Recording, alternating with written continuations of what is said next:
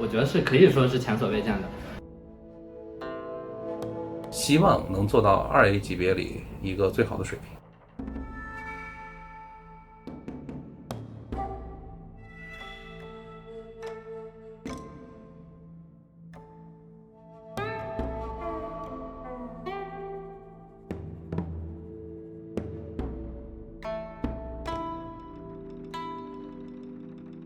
修仙2其实跟修仙1完全不是一个游戏。修仙1是一个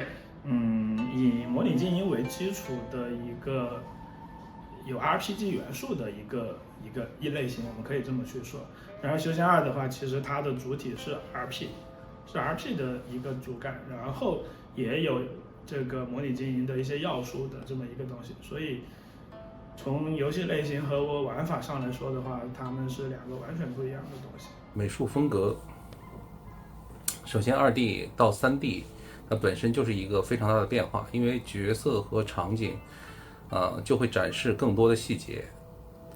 世界也会显得更加真实。看过修仙1结尾的那个 CG 视频的玩家肯定就清楚，我们想做的就是一个从2D 的世界拖出来，然后来到了一个3D 更广阔、更真实的一个世界。我们想表达的东西，本身这个视频也是对修仙2美术风格的一个预演。那得到了一个比较正向积极反馈之后呢，我们现在整个修仙2美术设计的一个风格走向也是基于这个视频的风格，在做一个还原和提升。我觉得最大进步就是应该是我们的准备更充分了，然后就是它的整体性肯定会比修仙1更好。这个准备更充分，其实从2个角度说，一个是说修仙1其实我们积累了很多东西，这些东西在做修仙1的时候，可能是说，比如说有进度压力，对吧？然后或者是说，就是各种各样的我们也拿捏不准的东西，就在尝试。其实老玩家应该都知道，我们那个更新像风水阵物这种类似这样的东西就是刚做出来都不是很好，后面迭代去什么的，这方面是第一个方面。第二个方面呢，其实就是我们修仙2立项的话，时间更充裕了。那修仙1其实有很多，我们也看到很多玩家的反馈其实都在说我们的系统虽然很丰富，但是他们的联系不是很好。包括像仙修和神修的这种，也有人说其实割裂感比较严重。那这个问题其实在修仙2都会有比较巨大的改善。等将来上线之后其实也许大家看到的内容，会觉得，比如说有10份的内容但是其实它背后我们做的准备可能是100份的准备，在后面出 DLC 或者是说扩展内容的时候，给他们提供土壤。大概一半是属于 RP 的部分，那另外一半是模拟经营的部分。模拟经营在我们的这个占比里面其实很重嘛，刚才说了一半嘛，50%，这个也是之前很多玩家很关心的一个问题。然后我们在修仙2的设计上有一个很重要的一个概念，就是时间和空间。对，这个我们觉得是修仙世界里面非常重要的2个东西。因为不管是那些经典的修仙的故事，还是说我们后来看到的网文，那么这种时间上的感受，比如说沧海桑田，这个一眼万年，对吧？和这种空间上的东西，比如说我们2个修行者之间的战斗，那隔着几千上万的这么一个距离，或者更远的一个距离去战斗，那这个是我们认为修仙世界应该去展示的一个非常核心的一个浪漫吧。那所以说我们在这个上面是花了一个非常非常大的功夫去做这样的东西。虽然有一些困难但是还可以。第一个是把游戏的内容上的这种框架基本上打出来了，然后就开始去推进里面的系统，主要是几个吧，就是战斗系统，包括炼丹炼器就是这种我们修仙元素都绕不开的这种生产，算是生产系统。然后就是还有就是最关键的修炼系统，然后包括门派的建设计也基本完成了，然后当然就都在制作中现在我们人手也多了，基本上是多线同时在前进。修仙2我们的设计目标啊，就是基于我们在修仙1里面的那些经验，其实有一个很简单的一个东西，就是基于规则去构建的这么一个世界。那么修仙2我们就从头到尾去贯穿了这么一个思想吧，就是说它是一个完全由规则去创造、去推演的这么一个世界。比如说我们在修炼的时候，对吧？人为什么可以修炼？万事万物、世间万物为什么可以修炼，对吧？为什么可以成精？那怎么去修炼？修炼的方法是什么样的？它应该是怎么样一个流程？甚至是我们之前谈到的这个日月星辰，甚至是这些更多跟世界有关的细节等等等等。那我们其实都是在采用一种先定义规则，然后再得到这么一些东西的这么一个形式。所以修仙2的世界的话，应该是一个极其生动的，而且非常富有探索感的这么一个沙盒或者开放世界吧。和修仙1非常不一样啊！修仙1说白了，我们玩家的吐槽是吧？3天筑基，什么7天结丹，然后21天飞升是吧？这个在修仙2就不会了。就是首先修仙1的话，它本身是乾坤界嘛，是一个界中界，它是一个小舞台。那修仙2在大千世界，首先你也不可能这么快的修炼了。然后其次就是说，我们挑选的这个1万年左右的这个历史，它有很多的这种变化，就是时间的力量嘛，就是你会发现在这一段有很多甚至是这种凡人国度的更迭啊，包括这种对吧，甚至有曾经也许刚进游戏的时候是一个巨无霸的门派，但是后面你能见证它的这个不能说堕落，就是见证它的衰落。然后当然啊，在这段历史里你也有机会见证就是那种怎么说呢，时代主角吧，他真正的这种修为有成，成为天下有属的这种登临不朽位业的这种境界，你也许也能见证当然这一切的前提条件就是你能活着，就是你如果寿元尽了，你提前对吧，你几百年你就挂了，游戏结束了，那你后面肯定都看不到了啊。我都忍不住想问你，那这个岂不是整个世界都是动态变化？是想这样做，我们也想去，也想了很多方法。这其实也是之前，这个可能是Black 比较发愁的，或者是说他负责的东西啊，就如何动态演变世界。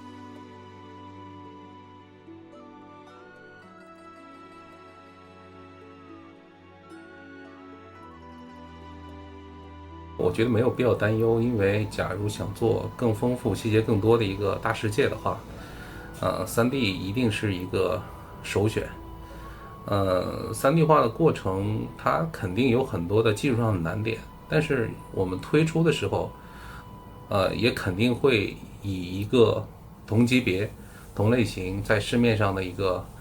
相对不错的水平才会拿出来。我觉得虽然3A 大作应该是达不到，但是我觉得我们希望能做到2A 级别里一个最好的水平。说起最满意呢，应该其实也是困难最大的吧，就是修炼系统。我觉得修炼系统是一个，这本身也是修仙的核心嘛。其实修仙1比较被人所，就是我们玩家比较，就是说好的地方也是在这个维度，就是说它比较考究，比较的有深度，然后就是不是那样的一个换皮提升境界的这么一个游戏。那修仙2的话，其实在这方面我们想把它做得更好。首先就是说，境界修炼系统的境界和修仙1是一样的，还是那4个境界，其实也就是脱胎于道家的炼精化气，炼气化神，炼神反虚，炼虚合道，对应过来其实就是炼气，就是凡人炼气、金丹和元神，就是这几个大境界还是没有变，但是这个就是因为我们有充足的时间了，然后就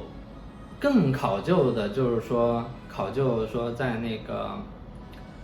个境界之内有更详细的小境界、小瓶颈，去把它呈现出来，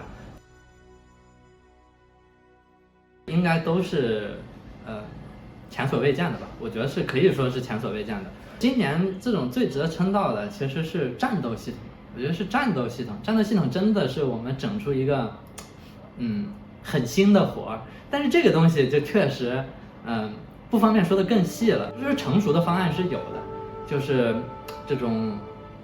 不管是动作类的吧，或者是说 MMORPG 常见的，对吧？技能栏去放技能，其实这种方案其实很成熟，也很好做。但是，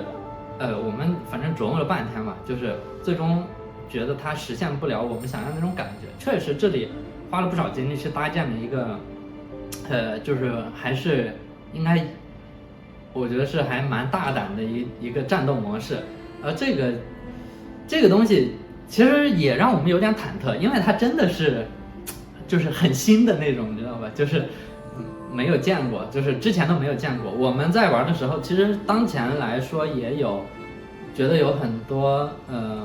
问题吧，也等待去攻克。但是这个方向，这个新的战斗系统的方向，确实是让我们觉得都很有搞头。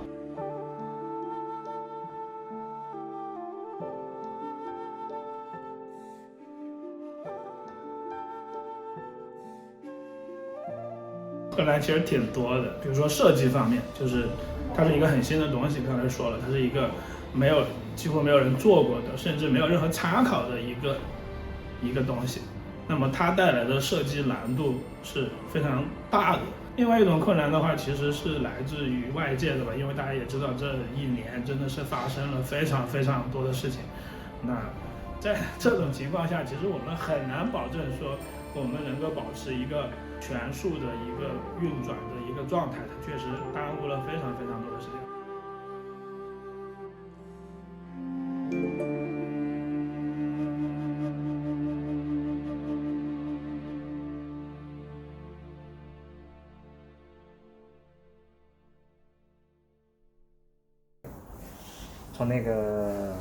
从制作怪兽开始，其实每一个都是在挑战，真的每一天都是怎么说呢？各种反馈吧，各种修改。它那个原画每次画出来的话，其实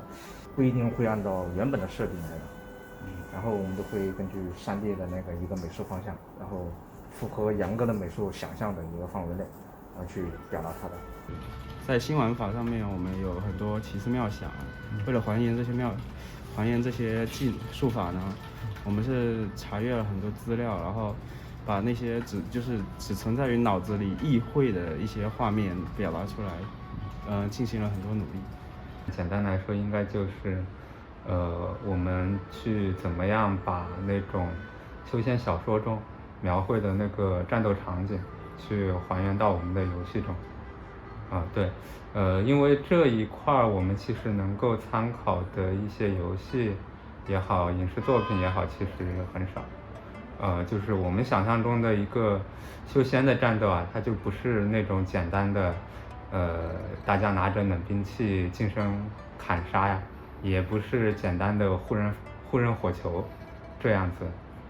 对，所以怎么让我们游戏中的战斗的修仙味儿足，其实是我们想解决的一个主要问题。数值方面的话，其实碰到的挑战还挺多的吧，就简单说几个吧，比如说怎么让玩家能够有修仙一般的成长体验吧，再或者是怎么让玩家能够更加方便、快速和准确地理解游戏中的一些概念，比如说一些属性的作用。因为我们的修仙2的世界是非常大，然后当在联机模式下的时候，当一个服务器，然后同时比如说有多个玩家进去游玩的时候，它可能会同时激活多个区域。想把我们脑子里的一些想法，把美术的一些就是原画表现，然后落地，就是能做成真正在游戏里面能看到的，和我们的想法保持一致。就是因为这个修仙2代是一个相比1代，就是各方面思路要更开阔一点，对吧？然后所以说整个的美术，包括场景制作要求都很高。就是第一个就是制作流程是什么样子的，这个怎么去设计它，然后包括美术表现怎么去调整，然后怎么样在引擎里面实现，其实这都是比较困难的。所以说我这边也是做了很多的研究，就是引入了一些比较复杂的工具，比如像虎丁力这种一般都是在比如说一些3A 游戏里面才会用到的。所以说我们的流程现在是比较接近一些3A 的做法的比较令人欣慰的就是通过这么大半年的调整，基本上实现了我们想要的目标。挑战的话，我觉得应该是从音乐的创作、灵感，还有构思等等这些方面。因为这一次音乐的需求量还是挺大的。那这么多的音乐怎么能互相的融合，然后也更加能融合到这个游戏的氛围里，是一开始需要好好构思的。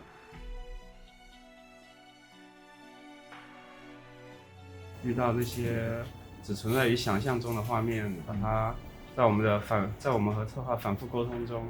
把它最终实现了出来。然后相较于修仙1来说，我们在特效上面的升级是很大的，大家对游戏方面一定能有更大的惊喜。是我做的，就是在进入游戏之前，我们有一个创建角色的环节。那这么一个环节的话，其实在今年是已经做的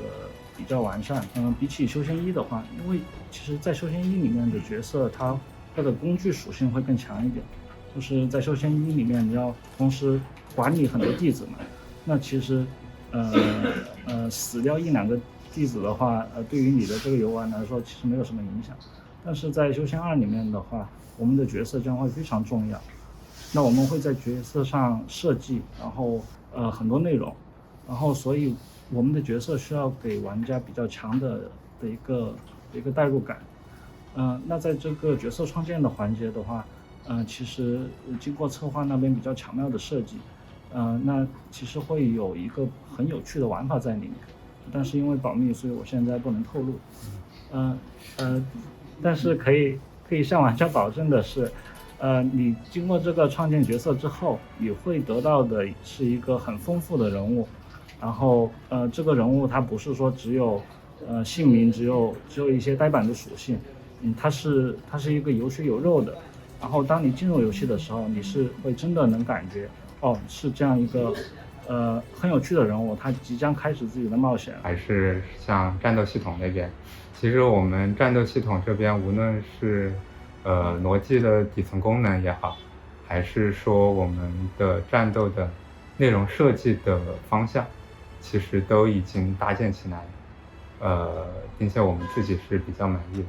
就感觉和外面那些妖艳货色不一样嘛。应该就是所有的事儿都非常非常顺利，不光是想法，还有音乐创作上。修仙2我们是想做出那种仙境的感觉，就是那种有很多那种岛屿，就浮空岛的这种感觉，但是我们又希望是在一个开放世界里面，所以说希望带来很多的随机性，对吧？就是有无限多的岛屿，那么要实现这一切，就需要用程序化的方式来实现，比如说像岛屿的生成、植被，对不对？然后所以说怎么去处理这些问题，其实是这个游戏的一个难点啊。然后我们也做了非常多的尝试也是做了好几版。比较令人欣慰的是，就是最终就是基本上已经可以就是落地了。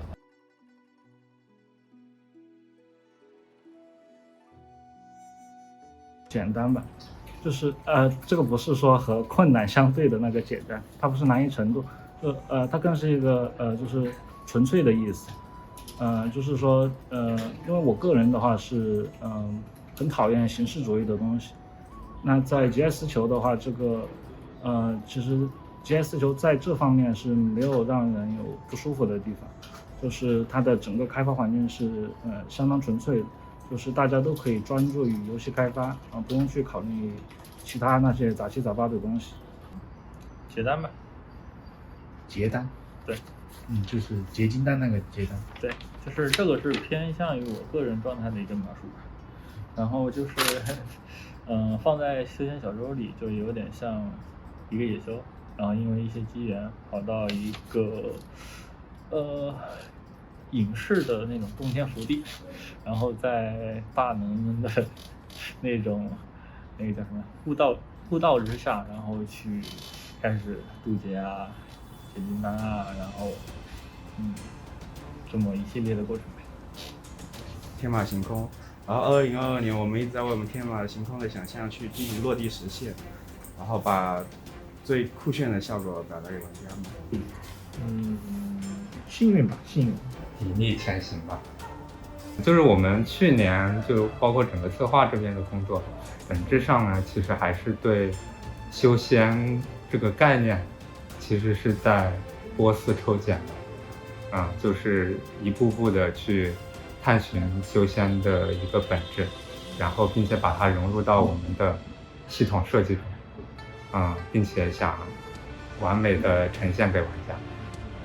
同时也希望玩家能够看到我们化茧成蝶。